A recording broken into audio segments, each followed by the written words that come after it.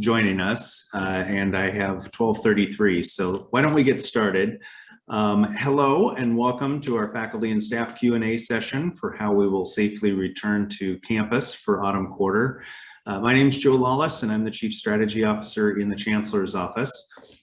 Before we start, I'd like to acknowledge the land where UWT is situated. We recognize that all of us at UW-Tacoma learn, live, and work on or near the ancestral homeland of the Coast Salish people. In particular, our campus is situated on the traditional territory of the Puyallup. As people on this occupied territory, we have a responsibility to acknowledge the land, the ancestors who have cared for this land since time immemorial, and all our Indigenous connections today. We also have the responsibility to acknowledge the histories of dispossession and forced removal that have allowed for the growth and survival of this institution.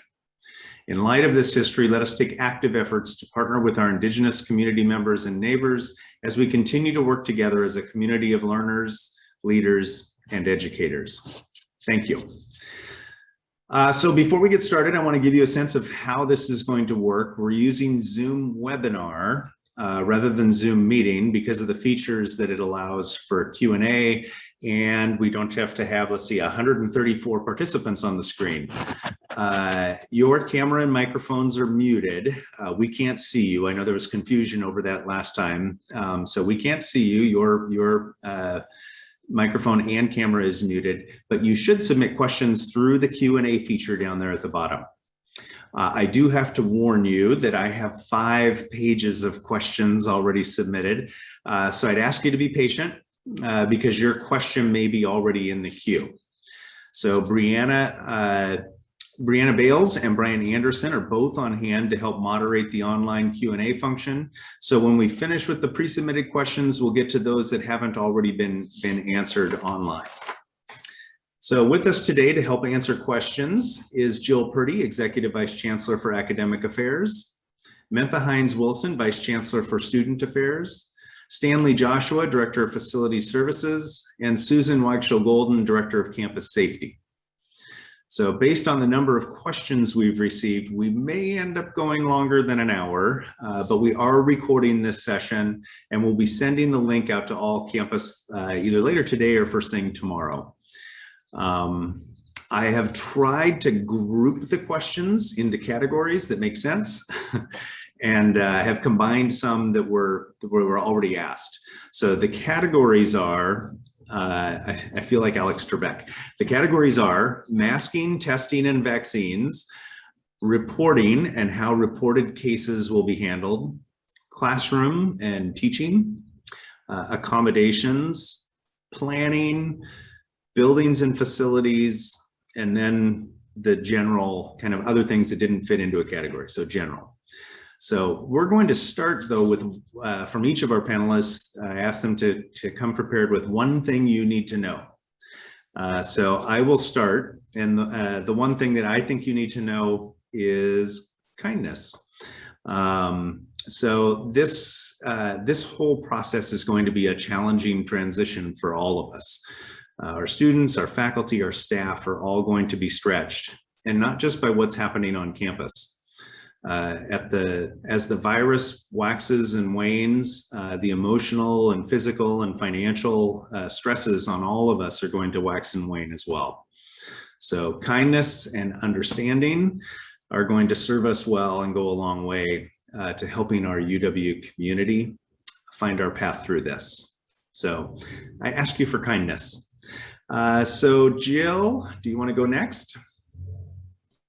Sure, thank you. Yeah, I just want to say that it's a daunting prospect for many of us to be coming back to teaching in person this fall, just because we haven't done it in a long time now. But I do want to recognize that there are faculty who have been teaching in person throughout the pandemic and have done that successfully, and we have not had outbreaks or difficulties with that occurring with transmission on our campus. So thank you for those of you who have done that throughout. And for everyone else coming back, I want to just remind you of how important the work is that we do and what a meaningful difference it makes to our students and to their families and to their communities, and that worked very hard for the past 18 months and will continue to work hard in the coming year to serve our students in the best way possible to advance their learning and help them achieve their dreams. Thank you, Jill. Mentha? Okay. Good afternoon, everyone, and thank you so much, Joe. The one thing that I would like to say is how much I continue to appreciate all the work that has transpired thus far.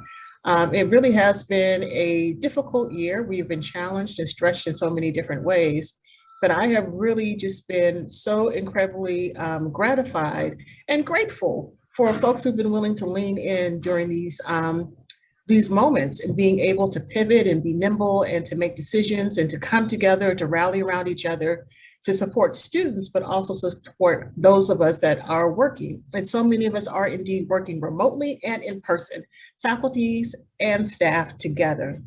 I also want to bring forward that the admissions team has concluded their recruitment process, and we will indeed be welcoming over 1,500, I believe, new students this year. That includes new first time to campus and also our transfer students. So there'll be a series of orientation sessions that are happening beginning on September 17th that are in person. And I also want to share with you that there is a checklist. It's entitled the Back to School Checklist that all students have received. And included in that checklist are a couple of items for them to be attending to as they prepare for a safe return to campus. And I'll stop there because I know there are lots of questions and I want to be able to tackle each and every one of them. Thank you, Mentha. Susan. Hi, everyone. So one quick takeaway is just be ready to pivot. We are still in COVID-19 pandemic and the science and everything, and we have to be fluid. But just know that campus safety, as well as the folks here on the panel, are here to be supportive in it. And just like I said, be ready to pivot. Thank you. Great. And Stanley. Just the back of what Susan said, yeah, to be able to pivot, to be flexible. But thank you for all for being supportive of the facilities department and the people who have been working diligently every day to make sure the campus is ready for back to school, back to work. Thank you.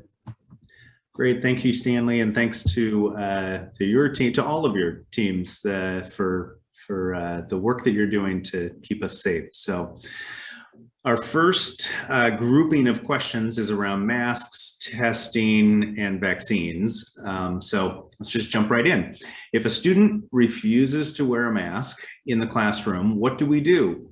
Do we have the right to require them to leave? If it happens repeatedly, what are our options? Jill? So this is an excellent question, and we do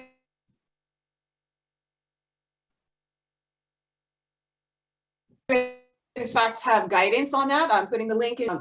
Expectations they can set with students around wearing masks and communication and steps that can be taken. I want to report that across all 3 campuses of UW, where we have had dozens, if not hundreds of classes operating in person, there have been no incidents of students refusing to wear a mask. So we haven't had to test out this policy or this guidance, but the best ways to respond to a student not wearing a face covering is to remind them with a polite verbal request. You can ask more than once if need be. If the student indicates that they need a medical accommodation, you would direct them to disability resources for students. Faculty are not in a position to make judgments about those accommodations and who is or is not required to wear a mask.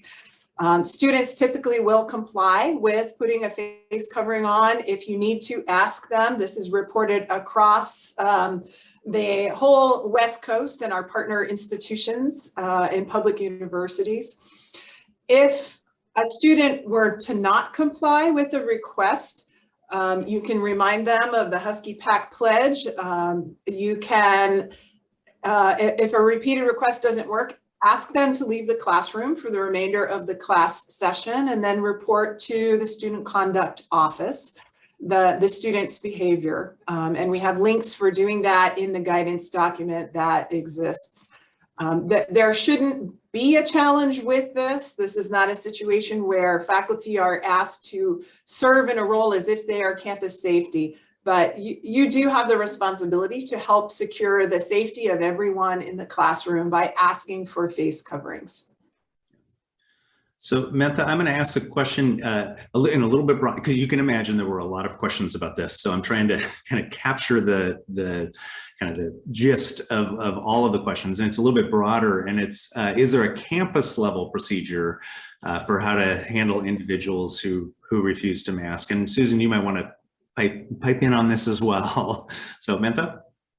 So it's just as Jill reported, right? So in our conversations with students, what we're hearing is that they are equally concerned about health and safety as we all are. So the approach that Jill has outlined is something that we refer to as a progressive approach. And so noncompliance is absolutely subject to disciplinary action.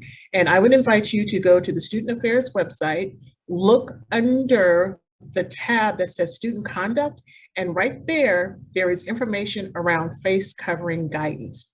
So the progressive approach again is I would invite all faculty and instructors at the very first class section to stress what your expectations are for compliance with this. I would also incorporate it into the syllabus if appropriate.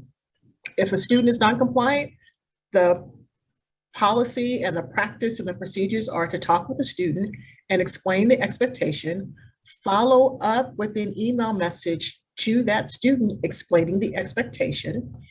If it happens again, you then can invite the student to leave, file a report with student conduct. We will follow up with the student as well. If you find yourself in a highly unusual situation that there's an imminent threat of violence, then you could contact campus safety to kind of help in terms of supporting the escorting of that student out of the campus and out of the classroom. Susan, anything you'd like to add? Yeah, so I think here, as Mentha said, we have a pretty large population of students that are compliant. And what Dr. Purdy said earlier as well about having a polite conversation, because there are some exceptions to wearing masks in there. If there's a medical condition, it could be the student didn't bring their mask. So I think the first thing is to have the conversation. It's when afterwards, just like Mentha had said earlier, that they're being non-compliant. We are here as a campus safety resource. And also, each case would be probably situational, so it all depends. But I think here we just want to make sure that we are setting everyone up for both access and safety, as well as success in the classroom for both the faculty, students, or if we're sponsoring an event. So we want to be as fluid, but compassionate and hearing, and then just follow the procedures. But campus security is here to assist, and there are protocols in place. So we could support you there. And if after this session, if you have further questions you want to follow up with me on, some specifics that you're concerned about, I am available as well. Thank you. And Jill, I think you kind of touched on the disability resources, but this question is, I understand that some individuals may not be able to wear masks and wear face coverings. How should faculty handle a situation like this? Will students be required to show proof? You get where that question is going. Basically, what should faculty do for those students that require an accommodation? You're muted.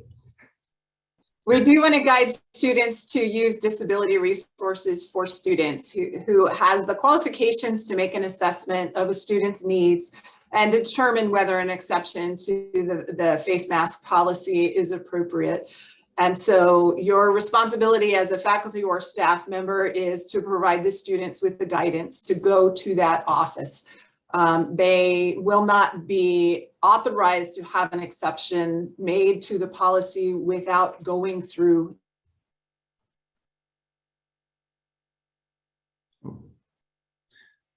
that office. Thank you, Jill. So what about see-through masks, clear masks? The question is, will you provide clear see-through masks? Mentha, do you have? I do. So the university will be making available Cloth coverings, the traditional masks that we have become familiar with, those will be available to students during welcome days. The university will not be providing clear see-through masks to students unless they are connected to Disability Resource Services. And just to show you, here's what one of those clear masks looks like. Clear masks are available, and I know Stanley has access to the storefront. So anyone that is interested in investing in these can choose to do so. And I understand there are some academic departments that are choosing to do that as well. What if you find yourself in a situation where a student's not able to wear the actual face covering? Face shields are also applicable and appropriate. And again, these are available. You can find them out at your local grocery store, drugstore, what have you. So the university will not be providing them in mass to students, but we will make them available to those that are affiliated with DRS. Also, in terms of how to secure a mask overall, we are going to make available to students a link so they know how they can purchase them. Going back to the question about what to do if you are in the classroom and a student is not wearing a mask, and remember, I mentioned the idea of progressive approach. Faculty members, you have jurisdiction over the classroom. So if indeed you'd like a student to leave day one because they're not wearing a mask, that is your prerogative. I would encourage you, however, to think about having a supply of purple or any other color. I just am fond of purple right now. Disposable mask. We have these available in significant supply. So it could become the practice that faculty members, as they are entering into the classrooms, they bring with them a supply of disposable masks so that any individual that does not have one has access to one right there on the spot. So a couple more masking questions. One is about what can or should individual staff do when they encounter or need to interact with another staff member who's not wearing a mask. I'd go back to the same answer that was used for students, which is, kindly ask someone to put on a mask, ask them if they, hey, do you need a mask? Sometimes I forget. I'll walk out of the office and totally forget. And just reminding people that they need to wear masks, I think will be helpful. Moving on to testing, will rapid COVID testing be available regularly on campus? Mentha and I right now are working to get testing available. Testing will be available on campus. Not exactly sure of the exact details on format or providers for that. We've got multiple options available to us, but testing will be available. When you say rapid testing, I'm not quite sure if you mean the 15-minute testing. No, it'll be more of the test that you submit and then you get your results 24 to 48 hours later. Next question, given the latest statewide vaccine mandate for education workers, will there be stronger proof of vaccination requirements than attestation? For example, uploading a copy of your vaccination card. Mentha? Okay, my turn again. So absolutely, there are conversations happening at the tri-campus level. So let me step back a minute and to share with you all the individuals that are involved in conversations, decision-making, and so forth. So absolutely, President Kalse and Provost Richards are the ones that are the chief officers, if you will, thinking about the overall landscape for the university. In addition, they are receiving feedback on a daily basis from a group that's known as Incident Command. Incident Command includes folks from public health. The chief director for UW Health is on that committee. There's representation from the academic department, student affairs, human resources. So a whole swath of individuals are on that group. There's also another group that's looking at the advisory committee for communicable disease. They meet on a frequent basis, as well as a whole host of individuals with the back to school group, the back to work group. So lots of information is coming in from different sources. One of the recommendations that was put forward by the advisory group on communicable disease was the introduction of an attestation form and or verification of vaccination. So right now there's a two-prong approach. First, attestation. All students have received notification that it is the expectation that they submit that attestation form. That attestation form principally has several fields. what's your vaccination status, the brand of the vaccine, did you receive it outside of the US? And then it concludes with a statement that says, I declare that the information provided is true and accurate, and acknowledge that knowingly providing incomplete information or inaccurate information will result in disciplinary action. So that's put out there front and center. So far, 55% of students across the campus have submitted the vaccination forms. Over 95% have responded that they are fully vaccinated. That's step one. Step two, we have elevated the desire to verify vaccination status. This process is being managed through Hall Health, and their staff are developing the process. We will probably watch and observe what's happening on the other side of the state at Washington State University. They started before us. They are a little bit more practiced at this, and we're conferring with them and colleagues across the US to see how they've been able to manage this. We believe that we will be able to make access to a free tool that everyone, students, staff, faculty, general citizen, can access their immunization status and then upload that information into a system. So I say that to say that right now attestation is up and running and is functioning. UW Tacoma students are being compliant in getting that information in. And then the second piece is the verification piece, that too will be launched within the coming weeks. Thank you, Mentha.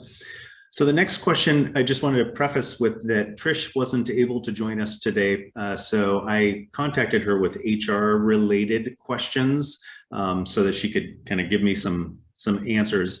I'm going to give you kind of an abbreviated version of that answer, but in the follow-up to this, we will include links to kind of real information that's changing especially around the HR stuff, changing as we move forward. The next question was, will faculty and staff really be terminated if they are not vaccinated and don't have proper medical or religious exemption? What Trish's answer to that was that we are still waiting for the governor's kind of mandate to come down to see how that applies to UW and how that applies to faculty and staff and union represented staff. And so there's still work being done on that, all those committees that Mentha referred to, and the kind of policies and guidelines around that will be coming out, I would guess, in the next week or two. So. All right. So how will UWT use regular testing and contact tracing to avoid any large outbreaks on campus? Mentha?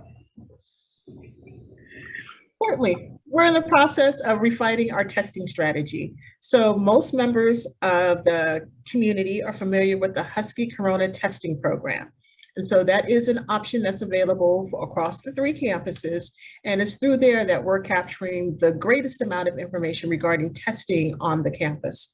We at Tacoma decided to further supplement that and have worked quite closely with the Pierce County Health Department, Tacoma Pierce County Health Department. And they've made available testing kits to us. And also, some of you might remember there were a series of drive-through testing opportunities right over in the Pinkerton parking lot, and we are looking to further that. Joe alluded to earlier that we are taking a building, a location, and repurposing it so that it will be the location for a vaccine shot or a vaccine clinic, and also for testing. So the takeaway is we will ramp up. Testing will happen on a regular basis or made available on a regular basis. If there's the possibility that testing becomes mandated, in fact, we're seeing that happen at a number of colleges and universities across the US, and I've talked to my counterparts on those campuses. At the moment, they have been mandating surveillance testing for unvaccinated individuals. That has not come from UW as of yet, but we want to be as prepared as we possibly can. And we also want to make it easier for community members to access testing. So yes, Husky Corona Testing Program, HCT, think about connecting with that program. Then also know that testing kits will be available in locations across the campus. And also there will be testing happening over in a location, and we'll make that announcement once everything has been finalized. In terms of contact tracing, the contact tracing happens once we learn of a positive case. And so there are extensive guidelines that have been identified, and I will drop that into the chat too. These protocols were put into place back in March, and we are very familiar with them, very practiced with them, and they have indeed worked. And so I can go into detail at another point in time, but actually what I'll say is contact tracing is associated when there is a situation of a positive case. Okay, the next 3 questions are for you, Susan, and they're all related. So they're about food and drink. What are the rules around food and drink in a shared office, in a classroom, and during an event? So Right. those are 3 food and drink questions. And those are really great questions because everything was updated on the EH&S website on Friday on the 20th. And there's a checklist, and that's just to kind of keep it simple. There's a balance between active eating, where designated spaces are, and we'll add that into the COVID site specific. And that link that Mentha sent to you that shows responses, if you go a little closer, you can see that in detail. Staley and I met on Friday to kind of talk about that and expectations, because we don't really have community eating areas, but the expectation of you eating at your desk, which is kind of a bad habit, but and we do have classroom spaces that there are already signage that says no eating or drinking actively in the class. So folks going outside, and we have to look at it and work with each of those department heads. So there's already existing practices about not drinking and eating in classroom spaces and going to areas outside where folks can sit and eat and still practicing good hygiene and some type of spaces, but you're taking the mask off when you're actively eating and drinking. I know there was questions about folks that wanted to hydrate. And so it's really about, as faculty being, I guess, flexible, folks wanting to take a break. If you have those long class sessions and building that in, and folks going and leaving and doing that. And the other part is looking at departments, because we do have buildings on campus that have kitchens, and that's really for employees. Those as your areas to eat. And for events, there's specific guidelines within the COVID-19, which is within CDC guidelines and L9 states, that I would really strongly recommend everyone to read. Great, thank you. This next one, I don't know if we have an answer yet, but I'll ask it anyway, Susan, which is, with the governor's most recent announcement, will employees be required to show proof of vaccination, or will we continue to provide attestations? Is the deadline changing from September 10th to October 18th, which is the date the governor set? So, yeah, October 18th, it has changed. So on the EH&S website, it is all updated. Today, we have lots of committees in UW. So one of the committees is the Advisory Committee for Communicable Diseases that's been in effect for a very long time. And they looked at that proclamation today and the vaccine requirements and what it looks like, and recommendations will be made to incident commands and how do we navigate through vaccination proofs. So really, is that in Workday? Because everyone is encouraged to do their attestation. That's one way. But actual proof of cards, because cards can be counterfeited now on websites. People are actually using that as an opportunity to sell stuff. So, and if anyone's gone through the vaccinations, it's just a card that someone signs from the health department or your provider. So now, how does that then really get shown and proved? So there's more to come. There'll be specifics once the University of Washington figures out what and how we're in compliance with that mandate. Okay. Mentha, is there a definition of the close contact for tracing purposes when we do tracing? There is. And so let me offer another acronym for you, EH&S. So Environmental Health Services. They are situated in UW Seattle, and there is a whole team there that's been hired, trained to do contact tracing and manage all of the case counts that have been coming through across the campuses. So close contact is defined as being within 6 feet of a person for at least 15 minutes during a 24-hour period. even if both people are wearing face coverings. It also includes living with or caring with a person who has COVID-19 or having direct contact with infectious secretions, okay? So that's the definition of a close contact. So let me offer some insight in terms of what has happened here at UW Tacoma thus far. We are aware of isolated cases that have occurred on the campus. And so I will disclose that we normally don't go into this kind of detail, and I'm going to be careful about this, but I'll disclose that there was an isolated case in the spring in the residence hall. We also know that there were a couple of cases that impacted individuals in a particular department. Those cases were not related, cluster, but not an outbreak. There is a really well-defined protocol, and the link was provided in the chat, that outlines everything that happens once the campus learns of a positive case. I really want to stress the importance of adhering to those guidelines. When you hear of a student who was tested positive, Dr. Bernard Anderson, who is the Associate Vice Chancellor for Student Life, is designated as the COVID response coordinator for students on this campus. And he has a whole protocol that he goes through, and he interfaces with Seattle. He also interfaces with facilities. And there are notifications that go out to those that are impacted. So I share that with you. I also want to underscore, and we'll talk about this later on, reporting to Bernard is not a FERPA violation. He has a legitimate need to know, and we are encouraging, trusting, leaning on everyone to bring that information forward to him. It is also not a violation of HIPAA for Bernard to have this information. So I wanted to make that stated, be very clear about that, and we can talk about it later on, because I think there are a couple of other questions that will come up about that. Great. Well, I'm gonna close up the masking vaccines section with one for you, Susan, which is, will student staff, most of whom work on the front lines, be able to receive conflict resolution training or have the backing of UWT campus security? So for employees, conflict resolution, we do a de-escalation training.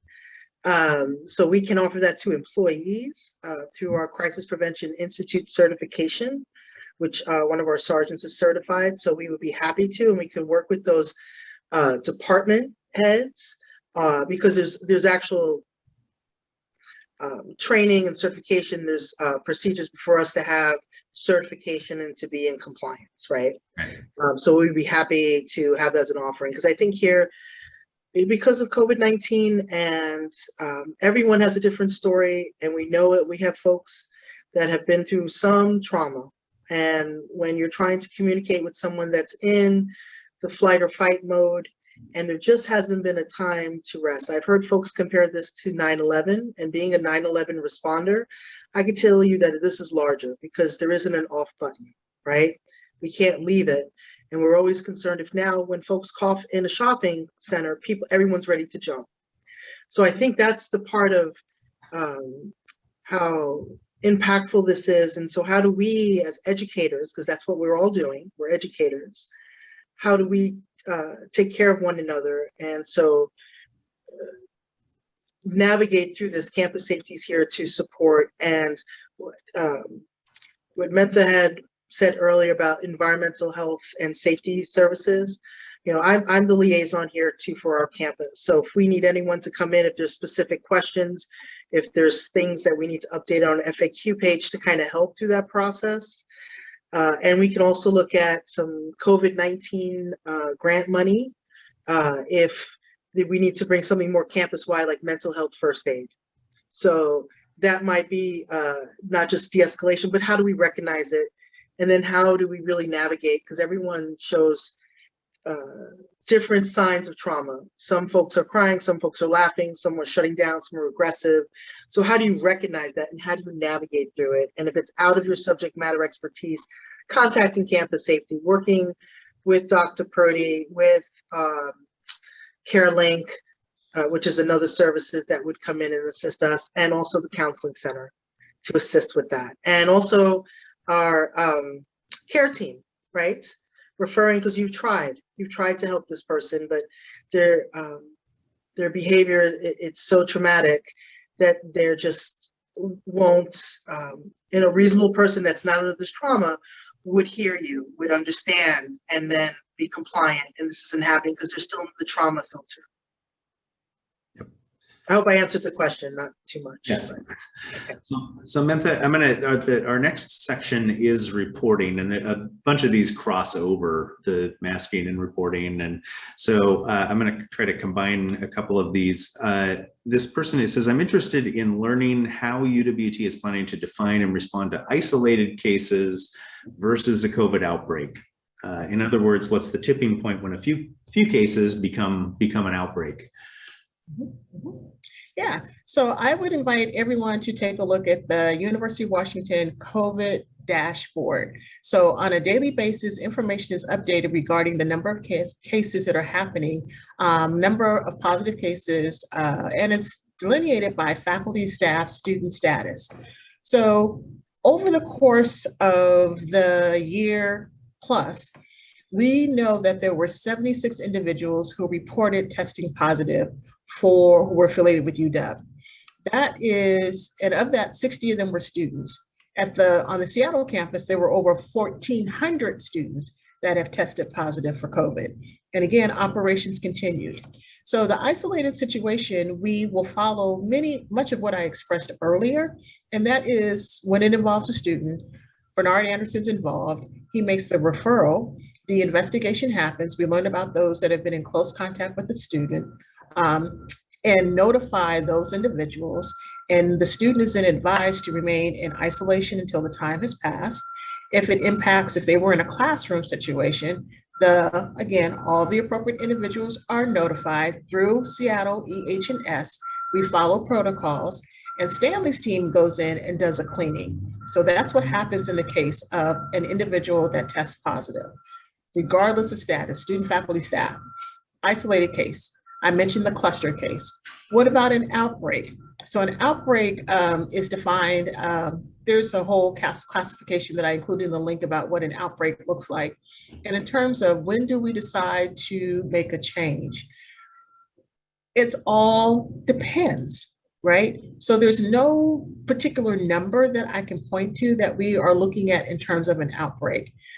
President Kalse and Provost Richards will be looking at a variety of factors to determine whether or not the university will transition from a normal operation and back to emergency operation. So that's going to be based on status. It's going to be based on information coming through those committees that I talked about. We're going to be looking at incidents that are the rate of incidents. We'll be looking at behavioral issues, and such as, do we recognize that there's a trend in which individuals are gathering in large spaces without masks? Do we know of faculty that aren't wearing a mask, just as an example, right? So we're going to be looking at all those things as a determination to decide whether or not we need to make the pivot to remote instruction. In terms of the outbreak, there is a definition that's put forward through the CDC that we are adhering to, and we've got the public health folks who are monitoring that across the campus. I led by saying that at UW last year, they had well over 1,400 students that tested positive. And they were able to still continue with the instruction of in-person operations, limited, of course, but in-person classes were still in place during the spring. So I would say that we will definitely notify the campus when that moment in time comes. We're keeping our eyes on it on a day-to-day basis. Some folks are really geeking out on all the data that's available from the Public Health Department, the Washington Health Department, the CDC, the University of Washington Medicine, and so on and so forth. All those variables contribute, and I just want to be honest in saying there isn't a particular percentage at this point that's been identified. Hope I answered the question. Thank you, Mentha. Susan, this one's for you, and it has to do with, the question is, although faculty, staff, and students are required to have the vaccine and to wear masks in all indoor campus spaces, how are you planning to handle the presence of community members? And this is in particular to the Snoqualmie and TLB buildings, which are kind of known to have people from the community. So what are we going to do about that? So on all the buildings, there's signage. The Snoqualmie and the TLB building, when folks are coming into those spaces, there are staff that are assigned to those spaces, right? So when someone comes in there, it will be their opportunity to educate, to make folks aware. And as could be said, if someone becomes non-compliant or they don't have a mask, we would have masks in those lobby areas to offer, which is another best business practice, and those could be the disposable ones. And if there is someone not in compliance, and let's say you're a frontline employee, you notify your supervisor, say someone isn't, you're still not able to persuade the person, please put on a mask. And if there's not a medical reason for it, then call campus safety, and then we would go and engage with the individual. But I would say that from practice, community-wise, folks that have been coming onto the campus footprint, folks have been wearing their cloth mask. I think the biggest thing is people wearing their mask appropriately, right? Because these masks, after a time, it does get hot and sweaty, so things may slip. Folks are not wearing it over their nose and mouth. And so sometimes folks have to readjust a lot, right? So that could be challenging, but we're hoping with signage, this is not just a mandate for the University of Washington. This is everywhere. And it's very specific of indoor spaces, outdoor spaces. And just to add a little bit from the masking, I saw in the question about social distancing, that has not been put back into play in the proclamation. So right now it's only the mask mandate. Social distancing is not being mandated. It's a good practice, but because we're not social distancing in the classrooms, we're able to teach. And there also isn't a minimum of crowd capacity either. So that hasn't changed. But like I said earlier, we should be ready to pivot if in fact the steps that we're taking is not reducing the amount of infections and other things, but that would be impacted to the whole entire state, not just UW. Yep. Thank you, Susan. This next one I will take because I got the answer from Trish, which is, what are the specific symptoms of any illness that staff, students, faculty should be staying home or work from home with? Like if I have a runny nose, do I work from home? Will supervisors be accommodating of what I expect to be a fairly common and regular occurrence heading into fall and winter? So the policy directly from our website on the coronavirus website is, if you are sick with any potential illness, you must stay home regardless of your vaccination status. The next section is you're supposed to get tested and stay home until you receive your test results. So that is the policy around symptomatic if you have symptoms.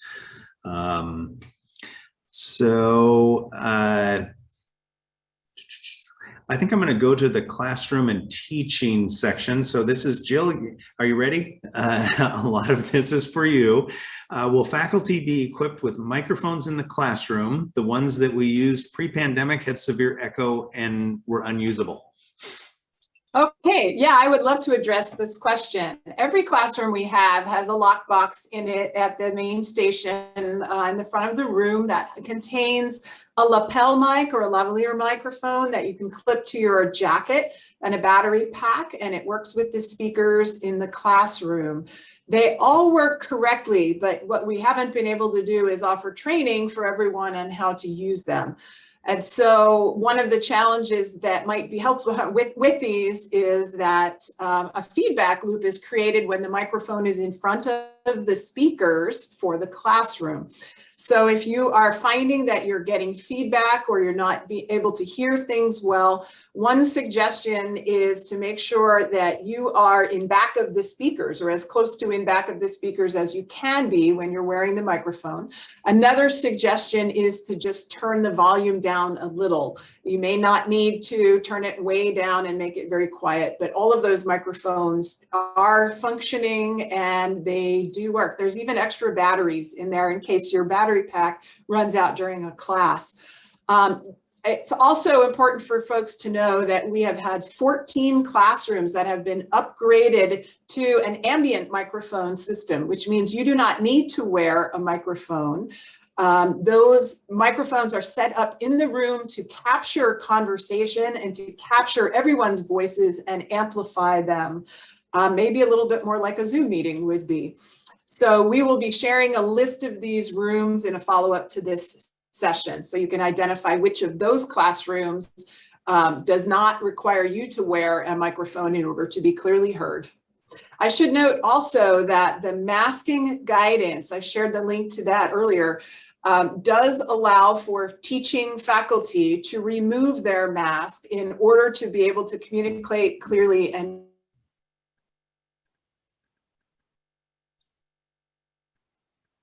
be heard. The expectation, remove your mask so that you limit the risk to other people.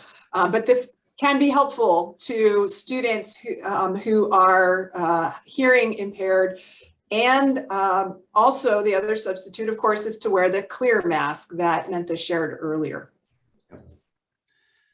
So the next question is, I'm teaching a large section and social distancing might be difficult.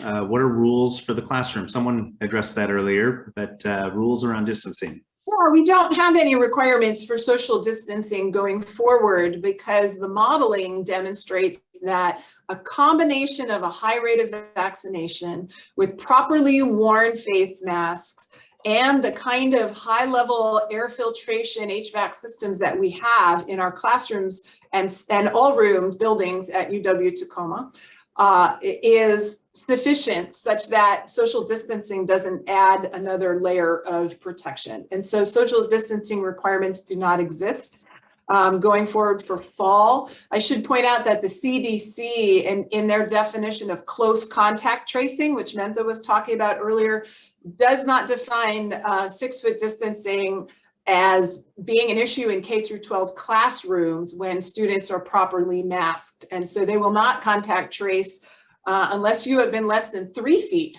from someone, which suggests that their evidence also indicates that the social distancing is not a mandate that offers additional protection beyond the other 3 measures of vaccination, masking, and good quality air exchange and filtration. Great. So this next question is, can we test out our classrooms ahead and make requests to help with our teaching? Are we allowed into all buildings? I understand that the campus will be open and you will be able to get into a classroom beginning on September 13th. So you should be able to go in and test it. And I think that's a terrific idea to go and see what the layout is, to make a determination of the resources in that classroom and how best to manage things. I want to add that there are some faculty who have decided that the best way for them to approach teaching, given the nature of the course and the pedagogical techniques that they have selected, is to split their class into halves. And on a 2-day-a-week class, have half the class come one day, the other half come the other day. You do need to be a certified iTech fellow in order to use this strategy, because this falls under the hybrid definition that our APCC has passed on behalf of all of our faculty. But that is a way for you to achieve more of social distancing while you're managing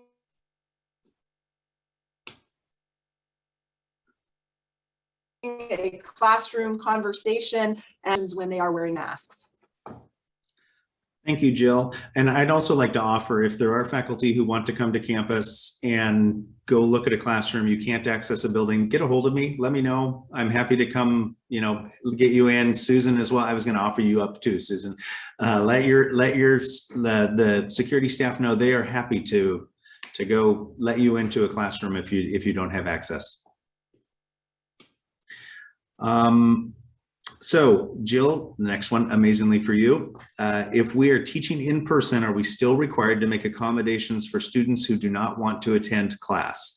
This is a key issue because we end up having to develop 2 different class experiences for the same course. So the answer is no. We are no longer operating under emergency restrictions, which is officially known as extraordinary circumstances. And that means the accommodations we made for students over the past year are not in effect. The UW has made a commitment to being primarily in person in accordance with our mission. And we know how to do that safely with the measures that we have talked about. And so faculty are expected to develop and deliver a course in a single mode of instruction. Of course, we support our student learnings. We do support accommodations when those accommodations are come to us through disability resources for students. And DRS will work with faculty to make sure that the accommodations are meaningful and appropriate for that course.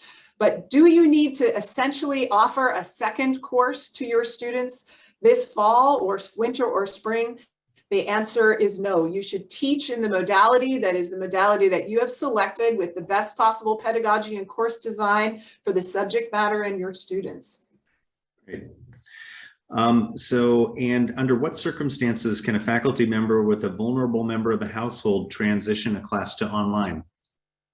So if the health issue is yours, then you can request a disability as a faculty member or as a staff member. But if you are concerned about the health of someone in your household, and this is a serious concern, we would encourage faculty to speak with their dean about this issue in order to make sense of the best accommodations and supports that can be offered to you that still assure that we are meeting our requirements and obligations to our students and to our curricula, as well as to the health and safety of our employees.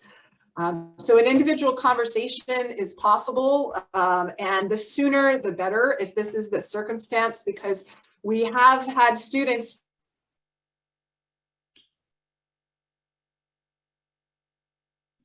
working on schedules and doing ends. They've made their childcare arrangements, their work arrangements around their plans and strategies for fall.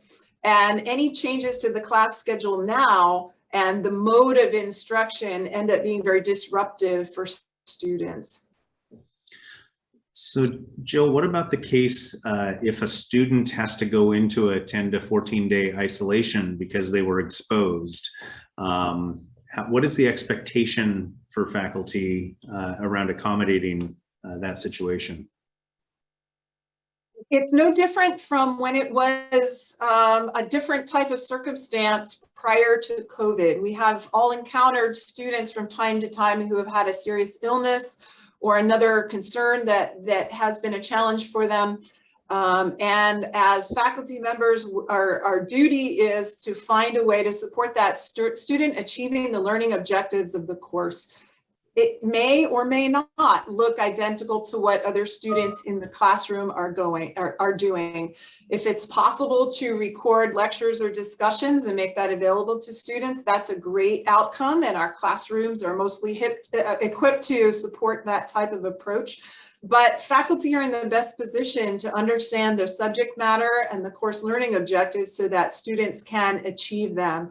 And if it does look like there is going to be an extended absence for a student, or the student is overwhelmed or struggling or ill, it is okay if you cannot find accommodations to have a conversation with the student about whether it might be better for them to take the class as incomplete and finish it up at another time.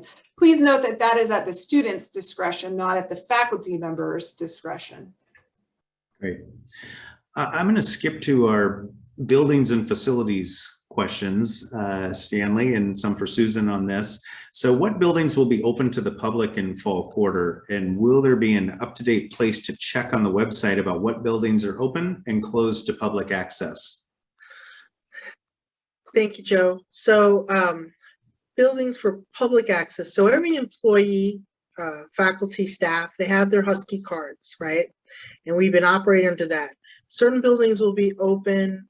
We're going to have doors that are open to the public between those 9 to 5 time, and other buildings as needed. So the library, they have their hours, it's a different schedule. Staff are in there. There's an expectation of public to enter. Some buildings that are always been secured, such as Court 17, housing, the Student Y is open because there's staff that's staffing it. So those will be clearly marked on the website, and there'll be in a communication that'll go out prior to everyone coming back. and working with your program coordinators or administrators in your departments so that you have access, because we want to have a balance between the expectation of where the public should be accessing and going into. So if we're going for services, having appointments, we already were doing this kind of pivot when for late evening classes and as well for weekends, because we had less populations in the buildings. So that's what we want to balance. So we kind of went through of where and locating, and we want to make sure it's clear to the public. So it also helps us with engagement too. And we'll also have our student public safety ambassadors that will also be working in the buildings to assist us in those areas as well, for some folks that don't have masks on. That could be the public directing them. And that's the whole idea behind it. And I see that Mentha's unmuted, so if she wants to add something about, for instance, the MAP building or any others. Go right ahead, Mentha. No, I was just going to put in a public service announcement that if you have not obtained your ID card, please be in contact with the registrar's office, because it does have a strip on the back that allows you to access many of the buildings.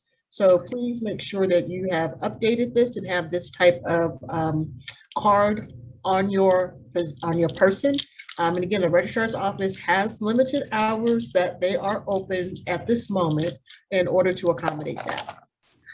And if you're just not sure if your card works, you're more than welcome to email, go through your coordinator if you already haven't, and you're not in the practice of using it because you were just going into open buildings.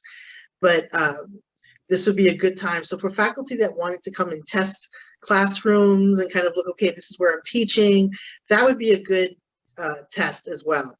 You present it to the building, you're going into that classroom space, and as we balance that piece, since we're not an occupancy load, but that'll give you an opportunity to say, okay, this works. And if there's an issue with the card, because sometimes, because there are RFID chips inside, sometimes cards folks bend it, or it's been magnetized, we can get that card working, or campus security, you put in the request through your department head and we can create a temporary card until you get your employee ID card. All right, Stanley, you're up. What is custodial going to look like after we return on September 13th? Great question. So the custodial staff, of course, has been here since day one, cleaning and disinfecting the campus. They'll assume the same posture. They'll be here early in the morning, taking care of the building before anybody gets in. And throughout the day, you should see them cleaning certain touch points, high touch points, and just following in on any other type of cleaning that we deem necessary because of certain circumstances. We should always, of course, say hello and greet them, but do not spend a lot of time in holding them down because they got a lot to do. And we really appreciate them. Thank you. So will we, Stanley, this is a question that I've heard, this wasn't submitted, but it's a question that I've heard is, will we then continue to take our garbage out of our offices out to the hallway garbage? Correct, that is correct. Okay. Hallways are always picked up all the time, every day. They do not have the time or personnel to go into every office and exchange that. Okay. To make them efficient is to bring it out in the hallway and dump it out there. Perfect, thank you. So since our windows don't open, is the air in our buildings safe? Yes, they are safe. We have, as was stated before, that we have a great filtration system in all our buildings on campus. And we have to keep in mind, a lot of times when people think about fresh air and opening up windows, and I want to highlight that, sometimes you're not in a place where you're located, where that's probably the best thing. In this case, we're near a highway, 705 and I-5. And in that case, when the windows are open, they pull in the debris which is on those highways, rubber, sand, sometimes glass, and it's pulled into the building. So in a sense that you're not helping the filtration system, you're hindering it, because now it has additional debris it needs to filter, as well as bacteria and viral particles. Great. So what about in the classrooms? Is there a public report on individual buildings or classrooms air changes per hour? This seems like crucial knowledge for courses like one of mine, which is a 40-person course in a 40-capacity classroom. Okay, good question. No, we do not have calculations right now. Based on when we had all the buildings not too long ago, they were all tabbed. That means they were all balanced, air balanced. And our systems are as such that they are slightly oversized anyway. So we have a threshold of 4 is the minimum as far as any good filtration in any space in any building, commercial, industrial. We're usually way above that. If you're working in labs, those are very high as maybe 10 or 12 air exchanges, sometimes depending on your lab, maybe 14.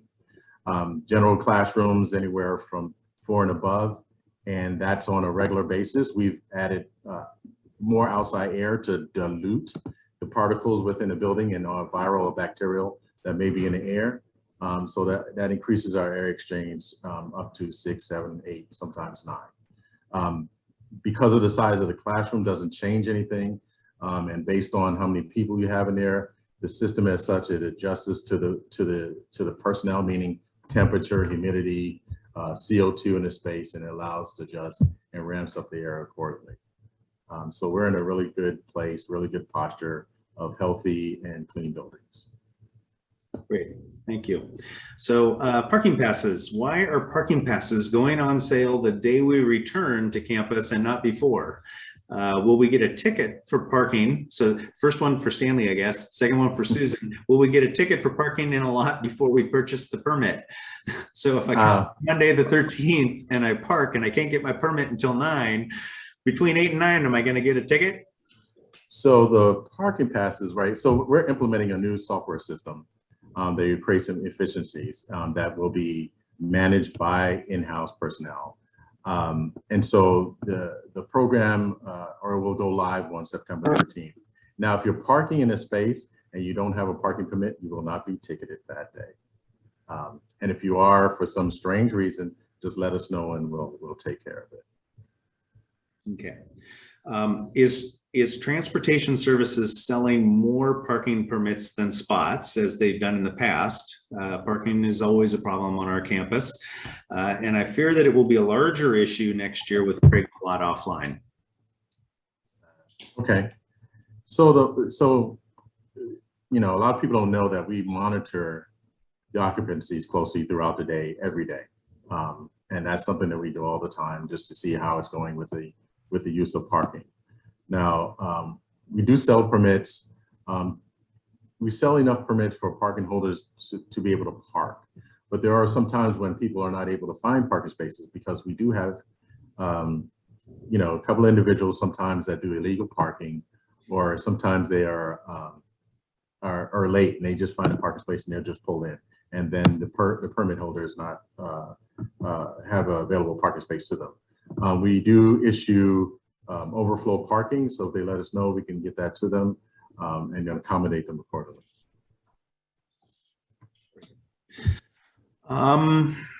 Let's see. I got to find my spot here. I'm sorry. So this one's for Jill. This is kind of in the general category. Can schools decide if they're willing to see students on a drop-in basis or by appointment only, or does the whole campus need to do the same thing? We are expecting and letting our students know that part of their Husky experience is to be able to find people on campus to work with during their regular hours. And so we are service oriented, we care about our students, and we do anticipate that everyone will have in-person services available in our hours of 9 to 5 weekdays on a regular basis. Certainly there will be students as well as employees who prefer to have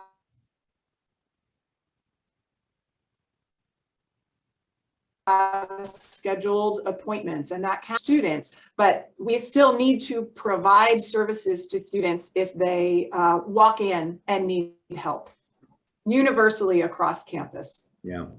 So this one's related to events, and do we anticipate any restrictions on events like size, distancing, etc.? In the event that masks aren't required by state mandate as it is now, would we be able to require them? Would we on our own be able to require them at events? Mentha, do you have thoughts on that?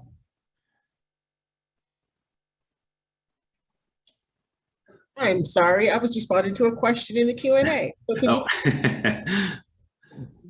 Oh. So the question was restrictions on events. Oh, So in the event that masks aren't required by state mandate, would we be able to require them at our events? yeah. So we are getting clarification around that from UW. And I should mention that there will probably be a series of new communications beginning next week that update a number of items so that we're more in alignment with the governor's most recent proclamation. And we anticipate there will be other changes. So right now, the mandate is that we wear a mask indoors. So wearing a mask outdoors is optional. My sense is, and we've been talking about this as a student affairs team, we are going to strongly encourage individuals, if they are comfortable, to wear their mask in outdoor settings, just as a good practice. It's not a mandate, but it is a good practice. So I would say that things are in flux and we will continue to update information as it becomes available. Again, your inbox is going to be, you're going to receive multiple messages in your inbox in a couple of weeks. And then also we'll update that information on the FAQ. And let me offer this. At any point in time, if someone wants to consult or have a conversation outside of this venue, definitely Brianna is tracking all the information as it relates to event planning. The same is true for Liz Hansen, because it has a direct impact in that particular spaces. There have been conversations about, what happens if a student tests positive? Must I contact Bernard? And the answer is yes, it is our expectation that you must contact Bernard. If you're a staff person who tests positive, is it the expectation that you contact EH&S? Yes, it is the expectation that you contact EH&S. And again, all this information is guarded, right? Not everybody has access to that. I'm aware of case counts. I'm not aware of individuals. So just want to make that known too. So hopefully I was able to answer the question. Great. Thank you, Mentha. The next one is for those who have submitted full telework requests that require the chancellor's approval, when will we hear back? I can tell you I haven't, if you are requesting a full telework request, I haven't gotten all of the forms. The forms that I did receive went to Mark this morning. So he has them on his desk right now. And I will go down to his office after this meeting and check with him. So you should get those back soon. If you've submitted it. If you haven't submitted it, get it in. So this next question actually is interesting. I'd be curious to hear what different people's thoughts are, which is, what are the priorities of leadership in autumn of 2021 for the rest of the 2021-22 school year? You may have noticed that we've got some changes happening in leadership at our campus, but I'm curious to hear kind of what this group's thoughts are around our priorities for this coming year. Who wants to go first? I saw Jill come off mute, but then she went back. So Susan, go ahead and then I'll go from there. So I would say our priorities here is, one is to have balance between access and safety, right? And setting that up through an equity lens, and how do we navigate through this pandemic, but also our updated operating model and how campus safety can be a partner with everyone here and our community members as well. Thank you. Let's see. Jill, do you want to go? Thoughts about priorities? I think our priorities remain as they have always been, through this pandemic, the health and safety of our community, meaning our employees, our students, our staff, faculty, the people who connect with us from all of the broad communities we serve, has always been really important.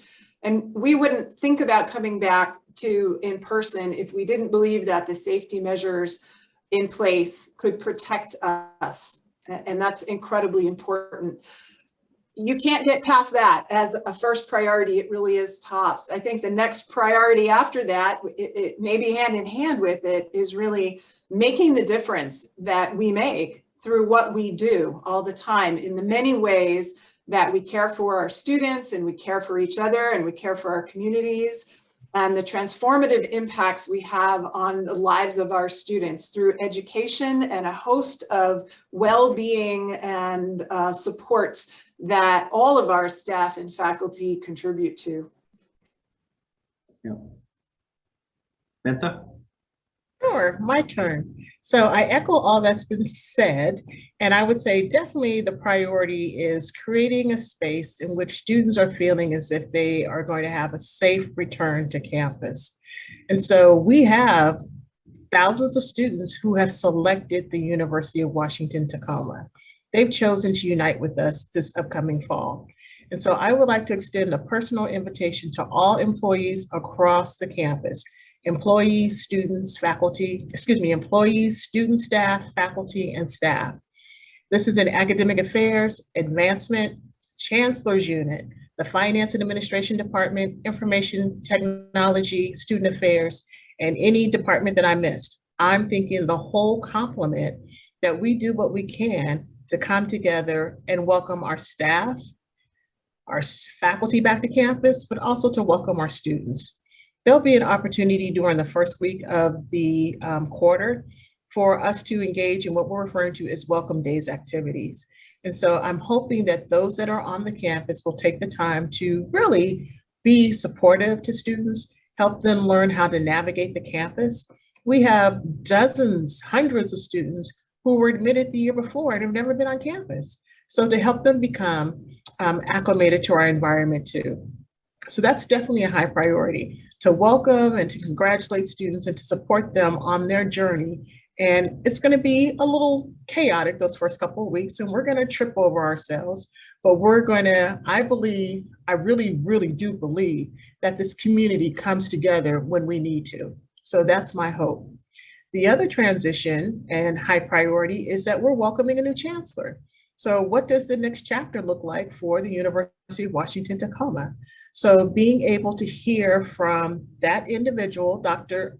Sheila Lang, mobilizing with faculty to think about the priorities from the academic perspective, the priorities from a financial perspective, and then also from the student experience perspective, and how we can position ourselves to continue to grow and to be attractive and to be the exceptional institution that we indeed are.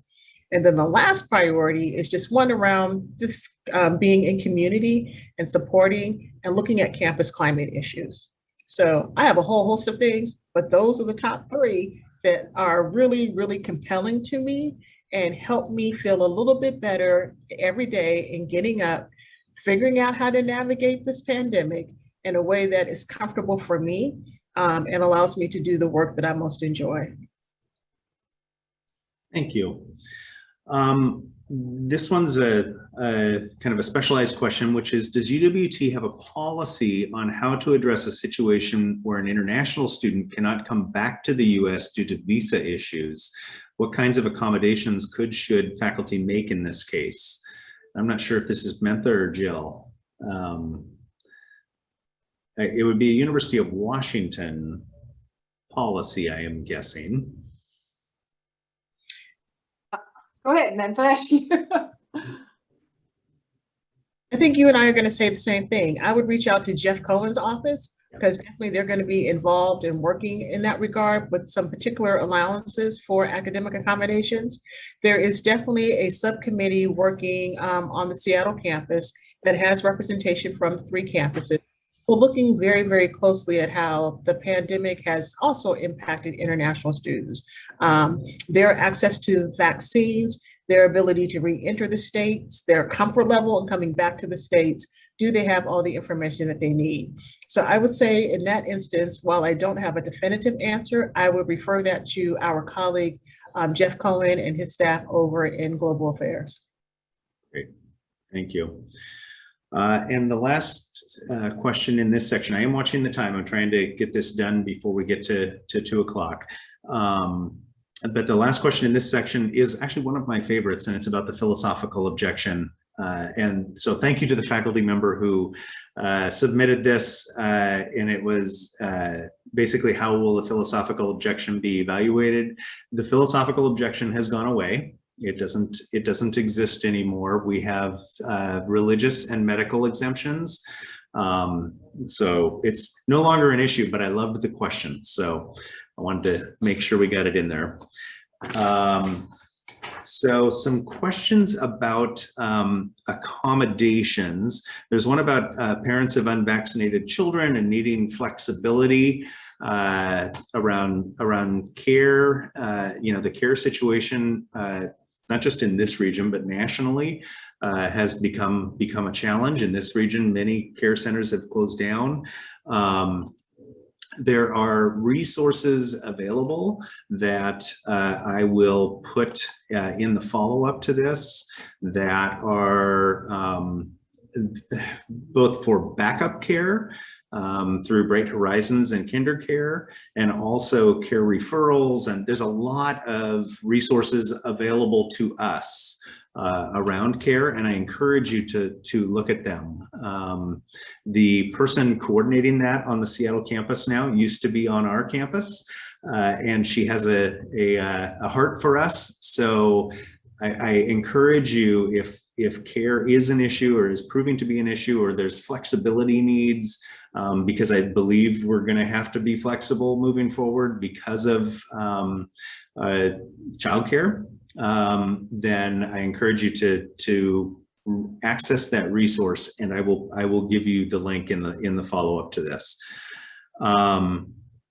So what is that? Can or should individuals continue to hold meetings via Zoom, even though all participants are on campus?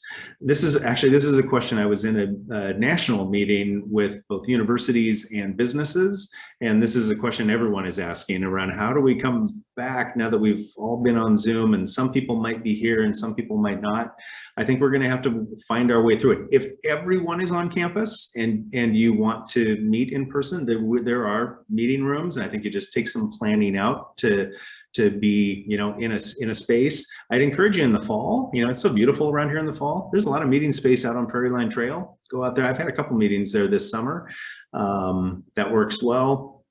But I think the challenge is going to hit us when you have a 8-person meeting and 4 people are here and 4 people are on Zoom.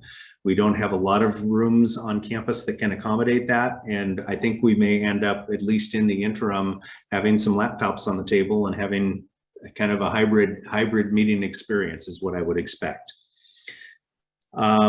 I recall there was a special leave UW offered if you or your child got COVID. Is that still available this year? Trish sent me the resources for that, and I couldn't share it if I wanted to, because it's a chart, and I'll share the link to this chart that has all the different situations of what kind of leave you can use for what kind of situation. I'm sick with COVID-19 after confirmed direct or indirect contact. I have a family member who's sick. So I will post that. It's easier to do that remotely than try to convey it in this format. So I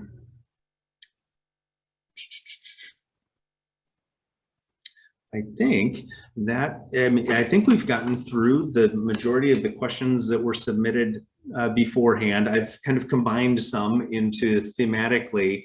What I'm wondering from this group, I haven't been able to track the online Q&A.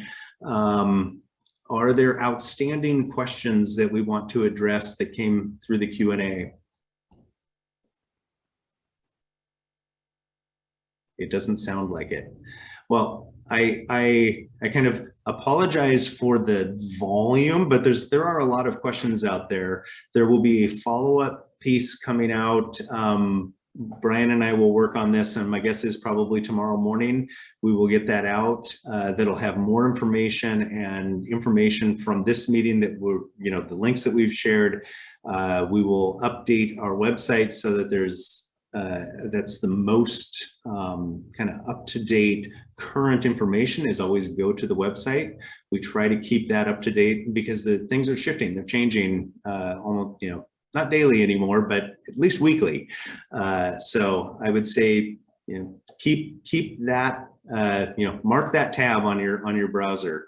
And again, I apologize we weren't able to get to all of the questions, but thank you for joining us today. Thank you, Jill and Mentha and Stanley and Susan and to Brian and Brianna for behind the scenes kind of helping to keep things moving along and providing resources for people. I encourage you, if you have questions, please reach out to me. I'm here every day and happy to help. I might not know the answer, but I'm very happy to help find the answer for you. So thank you, everyone, and enjoy the rest of your summer. Thank you.